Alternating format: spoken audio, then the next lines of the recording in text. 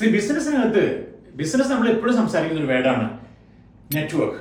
നെറ്റ്വർക്കാണ് നെറ്റ്വർത്ത് എന്ന് എപ്പോഴും നമ്മൾ പറയാറുണ്ട്. അതായത് നമ്മുടെ ബിസിനസ്സിനെയോ സർവീസ്, അതായത് ബിസിനസ് പ്രോഡക്റ്റോ സർവീസോ എന്തോ ആയിക്കോട്ടെ, അതിനെ ഇഷ്ടപ്പെടുന്ന ഒരു കൂട്ടം ആളുകളെ ഉണ്ടാക്കിയെടുക്കുക, അതിൽ നിന്ന് റിപ്പീറ്റ് ബിസിനസ്സിനെ കൊണ്ടുവരിക.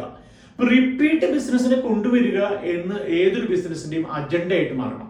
അതായത് എന്നും സ്ട്രേഞ്ചേഴ്സിലേക്ക് മാത്രം പോയാൽ പറ്റില്ല, റിപ്പീറ്റ് ബിസിനസ് ഉണ്ടായിരിക്കണം.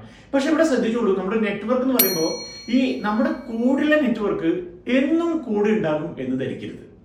നമുക്കൊരു കൂട്ടം കസ്റ്റമേഴ്സ് ഉണ്ടാവും, അവർ എന്നും നമ്മുടെ നിന്ന് പർച്ചേസ് ചെയ്യും, അവർ നമ്മുടെ ഷെയർ ഹോൾഡേഴ്സ് ആണ്, അത്രയും നമ്മുടെ വെൽവിഷേഴ്സ് ആണ്, നമ്മളോട് ഓണർഷിപ്പ് ഉള്ളതാണ്, നമ്മുടെ പ്രൊഡക്റ്റിനോട് ഭയങ്കര കൂറുള്ളതാണ്.